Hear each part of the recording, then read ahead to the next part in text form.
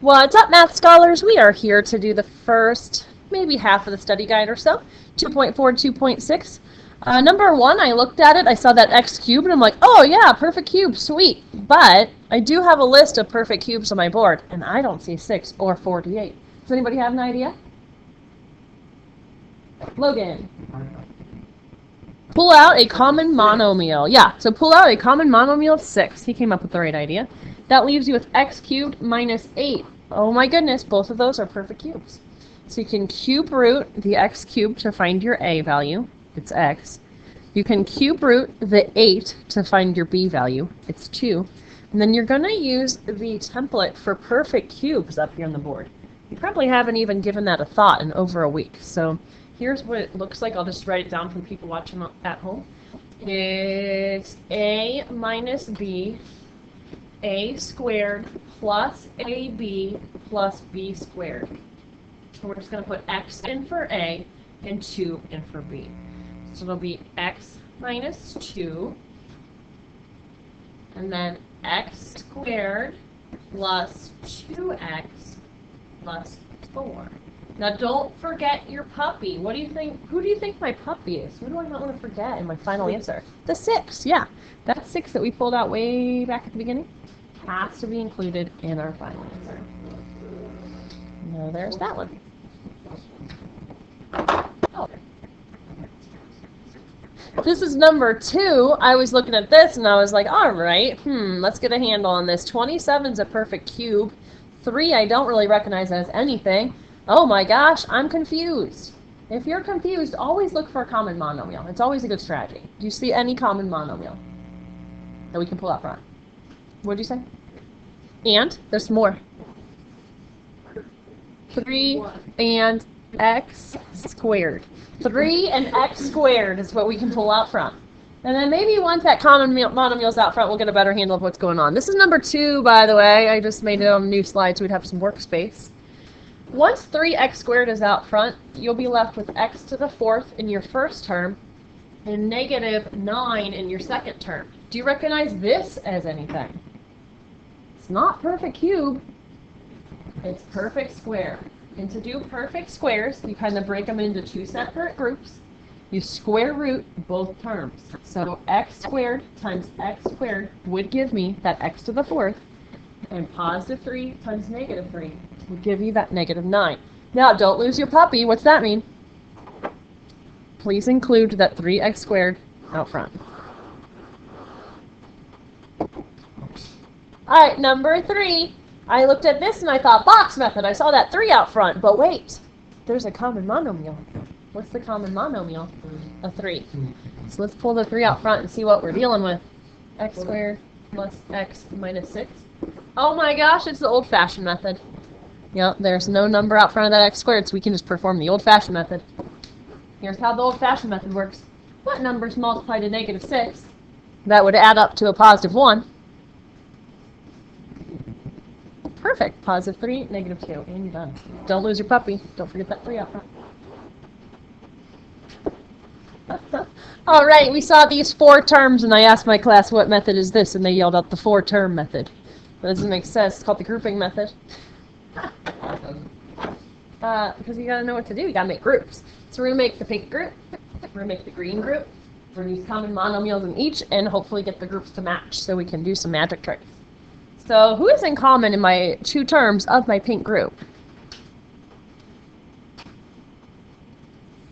And silence. It's an x squared. So there's an x squared in common in the 2x cubed and the 7x squared. That would leave me with 2x minus 7. Let's do the same thing with the green group. Now keep in mind, we want a 2x minus 7 after we pull out our common monomial. Do you know what we should pull out? Negative 4. Now, this is my favorite step. You get to kind of wave your little arms and do a magic trick. Abracadabra, kapoof. The 2x minus 7 is its own single group. Abracadabra, make a new group. X squared minus 4. And then you're here, and it's really nice when you're done, but bad news, we're not done. This x squared minus 4 is actually difference of perfect squares. So you do your square root trick again. X times x would be x squared. Positive 2 times negative 2 would be that negative 4. And then don't forget about your 2x minus 7 at the very end.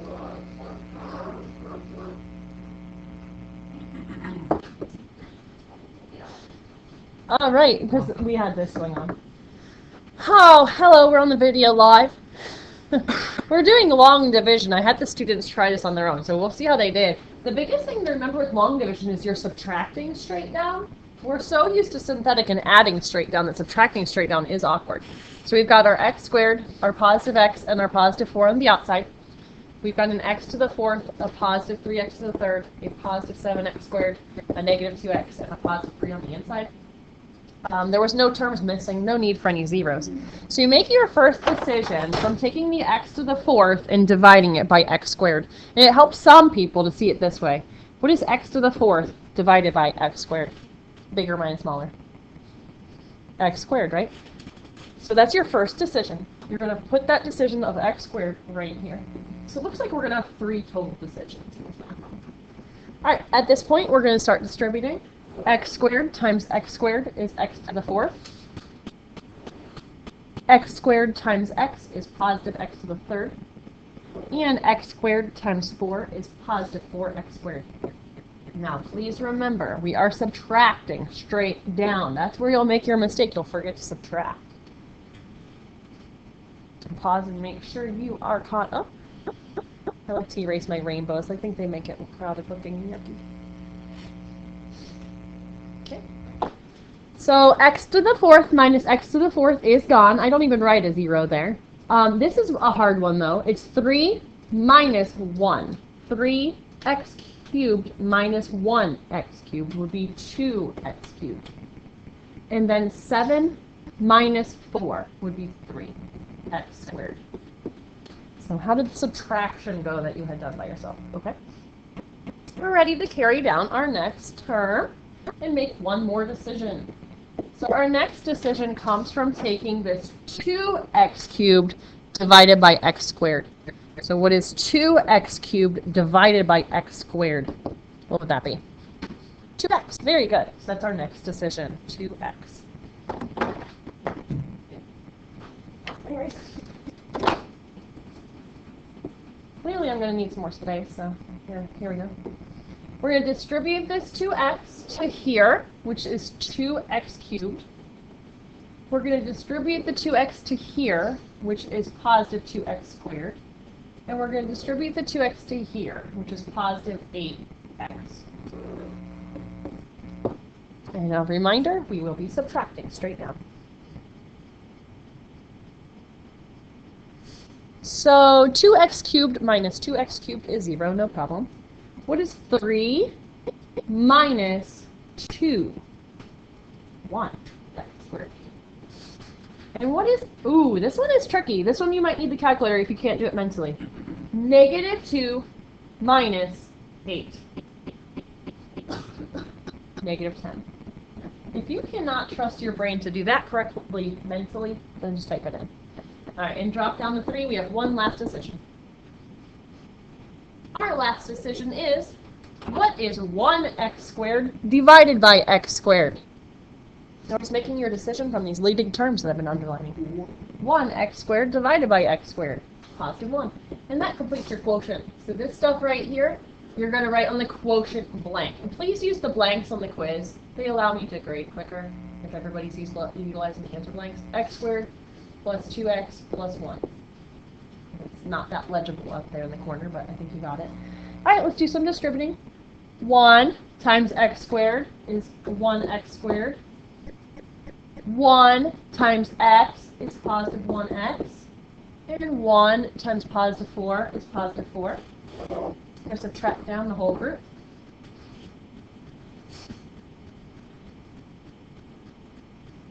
One x squared minus 1x squared is gone. Ooh, tricky. What's negative 10 minus 1? Negative 11. Very good. And what is 3 minus 4? Negative 1. So our remainder is negative 11x minus 1. And our quotient is x squared plus 2x plus 1. And that an answer blank. Are we ready for the next one, or do you need more time? These two groups haven't done yet, so I'll give you more time. Do that next one. Okay, we're doing synthetic. That's when we get to add straight down. So who's going to go in my box? It has to be the solution of the binomial you're trying to divide by. 7. Very good.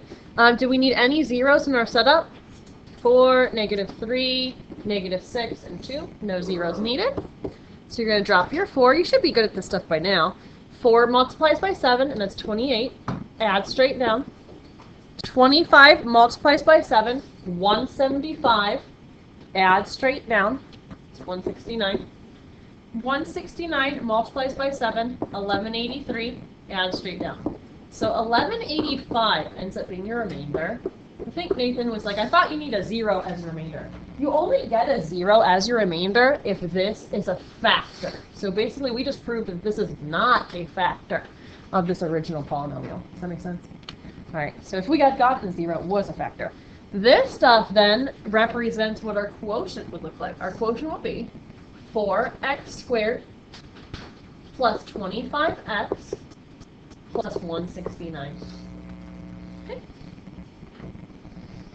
Alrighty, we're going to finish up our day with number 7 here.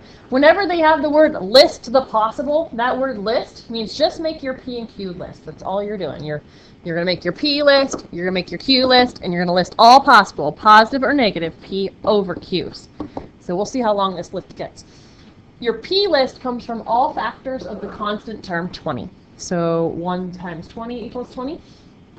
2 times 10 equals 20. And 4 times 5 equals 20.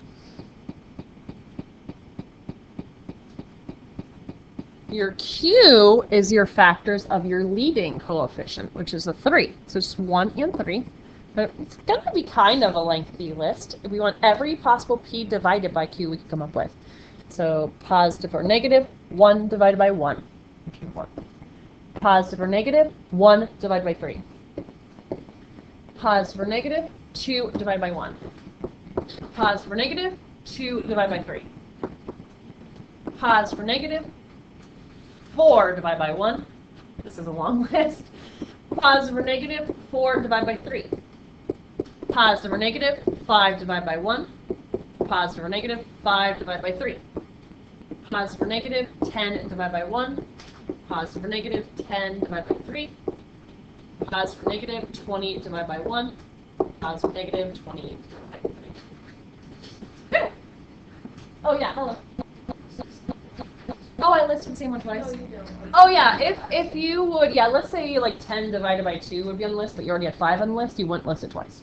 Very good question. You don't want any double entries on our list. Okay. Well, thanks for joining me for number 1 through 7 in the study guide, and there's no homework tonight. We'll finish the rest tomorrow.